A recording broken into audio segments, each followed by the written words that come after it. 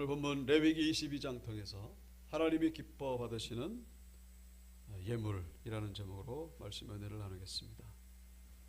오늘 22장 우리가 전반부만 읽었습니다만은 오늘 이 전반부에는 이 성물에 관한 그런 규례가 나오겠습니다. 성물, 그러니까 이 하나님께 드려지는 제물이죠. 그 제물을 먹을 때에 함부로 먹지 말아라, 그런 말씀입니다. 그러니까 이 성물은 주로 제사장에게 주신 말씀이죠. 물론 백성에게도 주시는 말씀이기도 합니다만 먼저는 제사장. 그 제사라고 하는 것이 이제 번제, 화제, 속죄제, 속건제, 화목제 있지 않습니까? 바로 그 제물로 드려지고 나서 이제 먹는 그런 절차 속에서 함부로 먹으면 안 된다. 함부로 먹으면 하나님 앞에서 끊어질 것이다. 또 그 지성물 같은 경우는 이제 그 성막 안에 있는 그 진설병 같은 경우 있죠. 진설병. 그 진설병 이런 것도 이제 지성물, 성물에 해당되고, 이런 것을 이제 함부로 먹으면 안 된다. 그러니까 부정한 상태에서, 그러니까 시체를 만지거나, 우리가 지난 시간에도 우리가 이 제사장들에 관한 규례 말씀 나오겠습니다만, 제사장들 그 시체를 만지면은 안 되는데, 대제사장 같은 경우는 아예 가족들이 죽어도 장례를 이 대제사장은 치를 수가 없습니다. 그만큼 아주 구별된 그런 신분이 바로 대제사장이었죠. 일반 제사장 같은 경우는 이제 그 가족들은 이제 예외. 그러니까 가족들 그 장례는 치르지만은 일반 백성들의 장례는 치르지 못할 정도로 그렇게 아주 이 구별된 자들이 바로 제사장들이었습니다. 근데 만약에 시신을 만지게 되면은 부정해지는 거예요. 그 부정한 상태에서는 절대로 성물을 가까이 하면 안 된다라는 것이죠. 뭐 살다가 또 몸에 어떤 그 병이 오거나 장애가 와가지고 뭐 손가락이 하나 잘라진다거나 뭐 이렇게 됐을 때, 그리고 어떤 부정케 하는 벌레에 접촉됐을 때,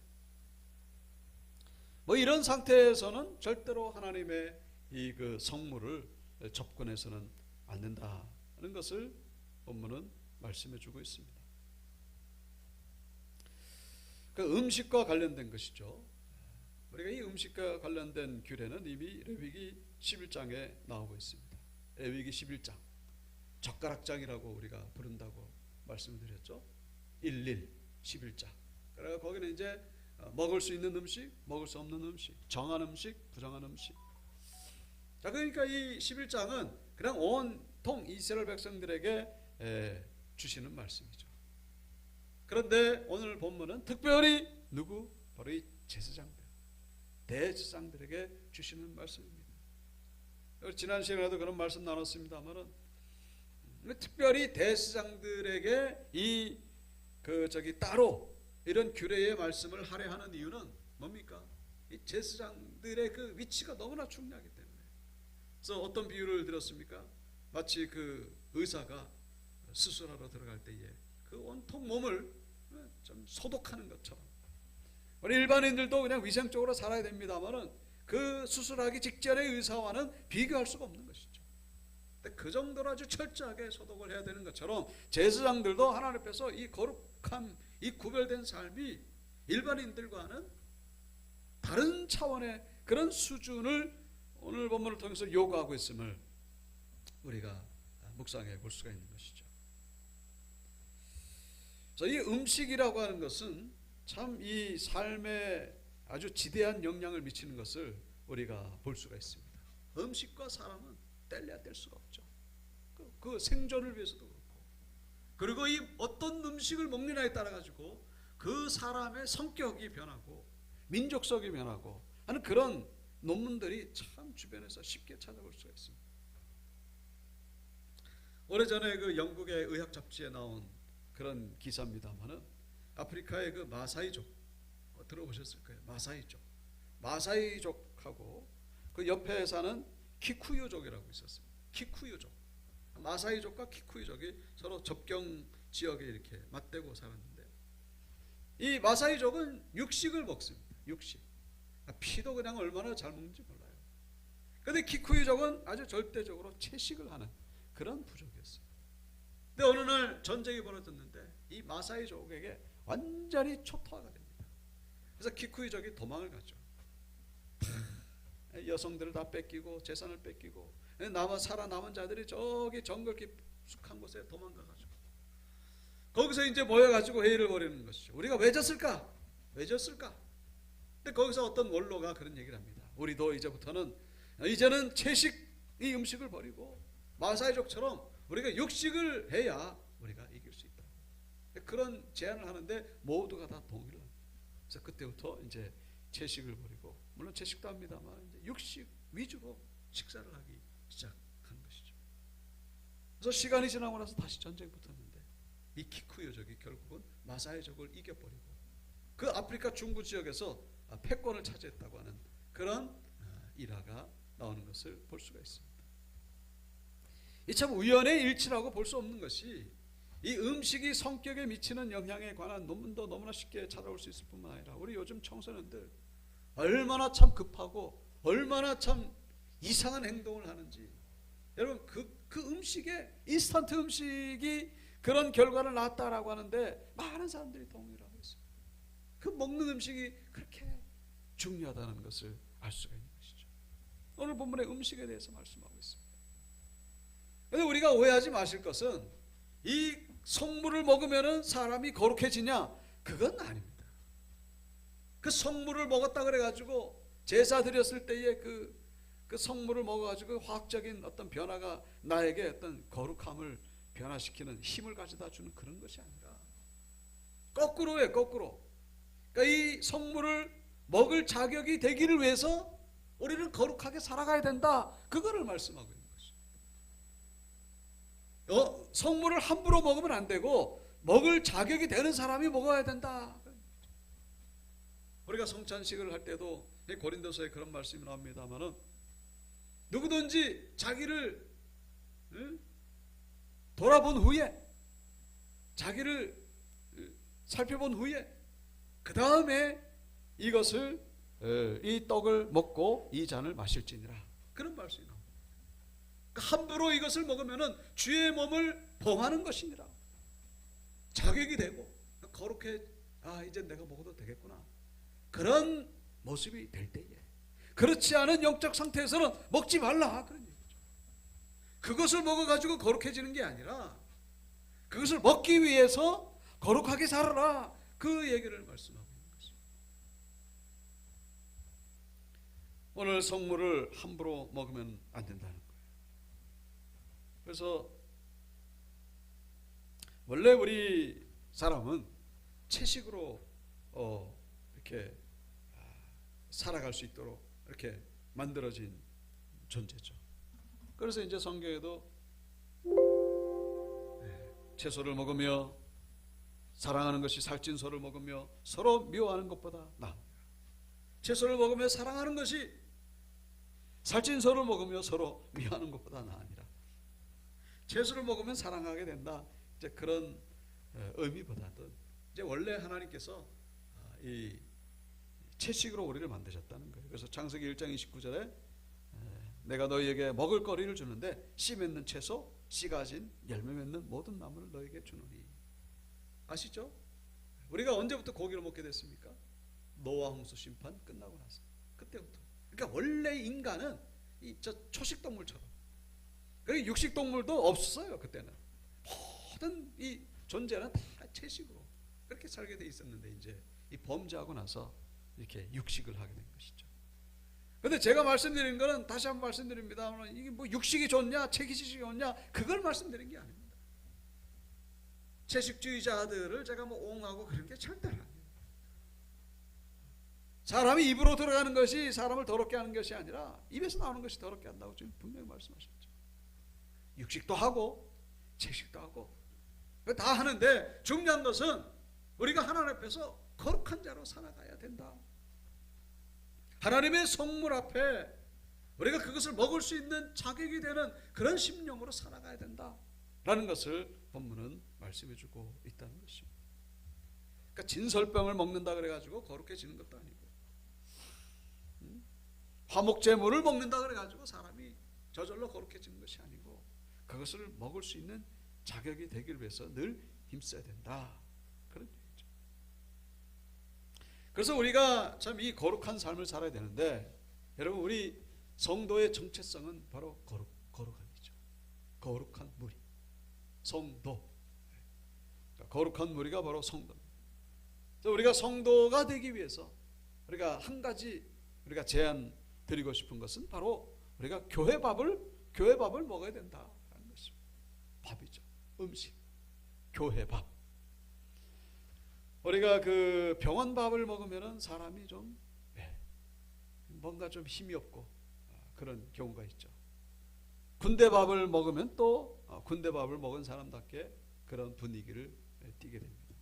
뭐 기름밥을 먹는다, 뭐 그런 표현을 하지 않습니까? 그렇죠. 우리는 교회 밥을 먹어야 된다. 교회 밥의 뭐 메뉴 때문에 사람이 변하느냐? 다시 한번 말씀드립니다만 그것이 우리에게 화학적 변화를 주는 것이 아닙니다. 뭐예요? 교회 밥을 먹는 그 문화죠, 문화. 그 속에서 우리가 얻게 되는 그 분위기, 그 정신. 병원 밥이라고 하는 것이 뭐 영양가적으로도 뭐 조금 딸리는 것이 있겠습니다만, 그 병실에서 앉아가지고 운동도 안 하는 상태에서 맨날 하얀 것들만 보고, 그 환경이죠. 그 속에서 병원 밥을 먹으면 왠지 내가 비고 환자인 것 같고, 군대 밥은 뭡니까? 예? 그 밥이 그 사람을 건강하게 해주는 것이 아니라 거기서 털 뛰고 뭐 부지런히 왔다 갔다 하고 운동하고 훈련받고, 그러면서 그 상황 속에서 밥을 먹으니까 건강하지 않을 수가 없는 거예요. 교회 밥은 어떻습니까? 교회 밥은 언제 먹죠? 교회 밥이라고 하는 것은 예배의 연장이라는 것을 잊어서는 안 된다는 것입니다. 그러니까 예배 드리고 나서 그냥 가기 뭐하니까 먹는 게 밥이 아니고, 여러분, 이것은 오늘 이 그 22장 후반부에 나오는 내용입니다만 그 화목제와 같은 거예요. 하나님 앞에 화목제를 드리고 나서 거기에 드려진 제물들, 태우고 남은 것들 이제 그 사람들이 모여가지고 다 먹는 거예요. 그 화목제가 바로 이 교회 밥과 같은 의미라는 사실. 그거를 먹는 가운데 우리는 밥 때문에 거룩해지는 것이 아니라 그 속에서 오고 가는 그 문화, 교제를 통하여 우리는 점점 더 하나님이 기뻐하시는 모습으로 변화되어져 간다는 것을 기억해야 된다는 것입니다. 그래서 이 교회 밥 먹을 때 이것을 우리는 소중하게 생각해요. 교회 식사할 때 뭐 그렇다 그래가지고 뭐 엄숙하고 뭐 이런 얘기하는 게 절대 아니고 소중하게 생각하라, 그런 얘기죠. 이것도 예배의 연장임을 기억하시오. 우리가 사도신경에서 성도가 서로 교통하는 것과 서로 교통하는 게 뭡니까? 사람들이 우리 성도님들은 다 배경이 다 다르잖아요. 출신이 다르고 또 취미가 다르고 기호가 다르고 사상도 다르고 모든 것이 다 다릅니다만, 우리가 성도는 하나가 될 수 있다. 하나가 됨을 믿습니다. 하나가 되면요, 하나가 됐다는 그 자체가 이미 복이에요, 복. 그냥 하나가 됩니까? 통하니까 하나가 됩니다. 이 통한다는 게 얼마나 참 이게 참 기쁜 일인지 몰라요. 하나가 된다는 거. 우리가 남이 가 뭐 그러면서 일반 세상에서도 그럴 때 뭔가 좀 전율이 일고 그러잖아요. 그것과는 비교할 수 없는 그 하나됨, 성령 안에서 그렇게 될 수 있다는 것입니다. 근데 그런 것들이 이러한 이 성도 간의 이제 이 교회 밥. 교회 밥이 다른 말로 애찬식이죠. 성찬식, 애찬식. 우리가 반대로 세상에서 회식을 계속 밤마다 세상에서 회식을 하게 되면 어떻게 되겠습니까? 세상에서 회식을 해보셨잖아요. 뭐 해야 될 때는 할 수 있겠죠. 근데 맨날 거기 가가지고 세상에 회식을 한다면요, 우리의 심령은 아마 나중에는 너덜너덜해질 겁니다. 정말로 이 성령 충만한 사람도 견디기가 힘들 거예요. 온통 주고받는 얘기들이 다 육신적인 것들이고 나중에는 뭐 음담패설이고 음란하고 거기에 뭐 술 한 잔이 뭐 주거니 받거니 하면서 그 속에서 물론 믿음을 지키는 분도 있겠습니다. 만약에 맨날 그런다면 물론 어쩔 수 없이 거기 가야 된다면 참 순교하는 마음으로 이기는 분들도 있겠습니다. 그런데 집에 올 수 있음에도 불구하고 거기 가는 거예요. 어떻게 되겠습니까? 점점 그의 심령 가운데는 성령님 떠나가고 마치 초대왕 사울처럼. 근데 그것이 아니라 우리는 이 주님 안에서 이 식사를 나누고 교제를 나누고 그럴 때 우리는 이 거룩함, 이 정체성을 우리는 회복되어 간다라는 사실. 우리가 거룩할 때에 비로소 이 거룩이라고 하는 건요, 세팅, 리셋하는 거예요. 리셋. 컴퓨터가 안 돌아가면요, 이제 다시 포맷을 하는 거예요. 포맷을 하면은 모든 프로그램들이 쌩쌩하고 잘 돌아가요. 처음부터 시작하는 거예요. 처음부터. 여러분, 이 거룩이라고 하는 것이 바로 그와 같은 의미를 주는 것입니다. 하나님 앞에서 예배를 딱 드리면은 이 처음부터 모든 것들이 다 디폴트 값. 그래가지고 처음으로 시작하는 겁니다. 핸드폰도 처음에 사면요, 얼마나 잘 돌아갑니까? 컴퓨터도 잘 돌아가고 뭐든지 다 처음에, 자동차도 잘 돌아가고. 예배라고 하는 것, 이 거룩함이 회복될 때에 우리는 모든 것들이 새롭게 시작합니다. 가정에서도 진짜 새롭게. 이 거룩이라고 하는 것이 그냥 뭐 착하고 살고 선하게 그런 차원이 아니고, 이 거룩이 주는 그 영향이 얼마나 큰지, 힘이 얼마나 큰지, 우리의 신체도 새롭게 리셋시키신다는 사실. 거룩하게. 여러분, 이 거룩의 은혜가 이 예배 때마다 회복되시기를 주의 이름으로 축원드립니다. 자, 오늘 이 후반부 17절부터 나오는 말씀입니다만은, 이거는 이제 그 하나님 앞에 예물을 드릴 때 이거는 제사장에게만 주시는 말씀이 아니에요. 여기 18절에 보면은 아론과 그의 아들들과 이스라엘 온 족속에게 말하여 이르라. 그러니까 아론과 그의 아들들은 제사장이죠. 그다음에 이스라엘 온 족속은 백성들. 그러니까 제사장과 백성들에게 말해라. 이스라엘 자손이나 그 중에 거류하는 자가 서온 제물이나 자원 제물로 번제와 덤으로 여호와께 예물로 드리려거든 기쁘게 받으심이 되도록 소나 양이나 염소의 흠없는 수컷으로 드리라 라고 말씀하고 있어요. 그러니까 하나님 앞에서 뭔가를 드리고 싶을 때에는 아무렇게나 드리지 말고 정성을 다해서 하나님이 기뻐하실 만하도록 그렇게 드려야 된다라는 것을 말씀하고 있습니다. 그래서 18절부터 반복되는 구절이 바로 이 그 19절 처음에 나오는 구절이죠. 기쁘게 받으심이 되도록. 이 구절이 20절에도 반복되죠. 기쁘게 받으심이 되지 못할지니라. 여기 21절 후반부에도 나오죠. 기쁘게 받으심이 되도록. 그 다음에 또 여기 23절에도 나오죠. 기쁘게 받으심이 되지 못할 것이다. 25절에도 그런 구절이 나오죠. 너희를 왜 기쁘게 받으심이 되지 못할 것임이니라. 그러니까 하나님이 기쁘게 받으시도록 드리라 그런 얘기죠. 근데 우리는 뭐 나름대로 드렸는데 이것이 하나님이 기뻐하지 않는다면 소용이 없다는 것입니다. 여기서 시도를 벌였는데 저기서 받지를 않는 거예요. 우리가 적금을 붓는데 계속해서 그냥 다른 계좌에다가 붓고 있는 것과 같다라는 것이죠. 남의 통장에다 붓고 있는 거예요. 기쁘게 받으시도록 우리는 그렇게 하나님 앞에 헌신하고 또 충성하고 봉사해야 된다는 것이죠. 열매를 맺을 수 있도록, 결과가 있을 수 있도록. 우리가 하나님 앞에 이 제물로 드리는 것, 구약 성경에 이 제물을 하나님이 먹는 게 아니죠.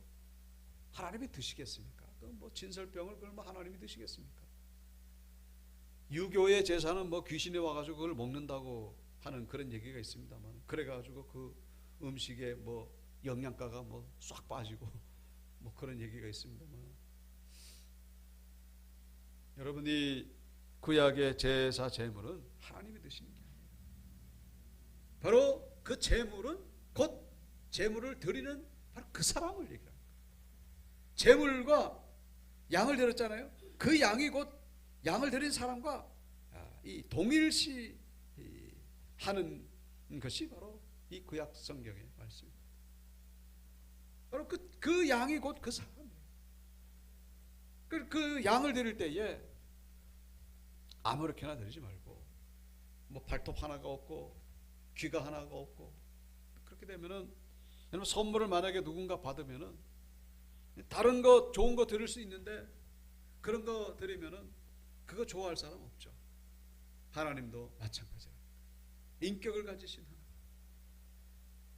그래서 우리가 하나님이 기쁘시게 받도록 우리가 그렇게 헌신해야 된다는 것입니다.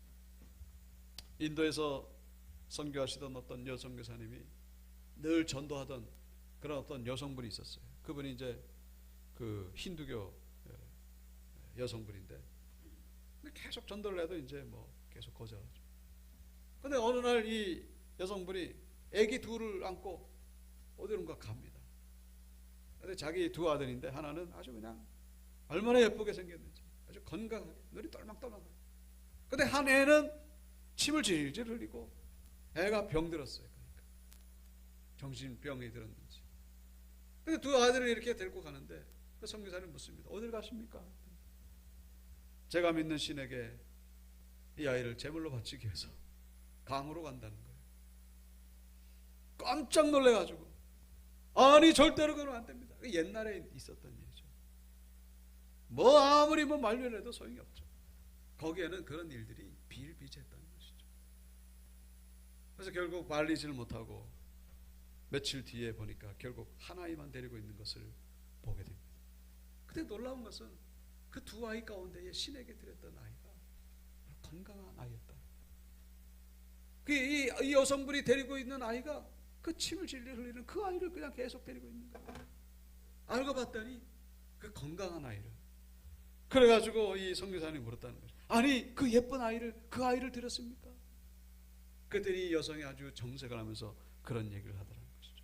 당신네 종교에서는 그렇게 안 할지 몰라도 우리 종교는, 우리가 믿는 신에게는 가장 귀한 것을 드립니다. 그 얘기를 했더니 선교사님 그때 그냥 충격을 받았다는 것이죠. 야, 정말 기가 막히구나.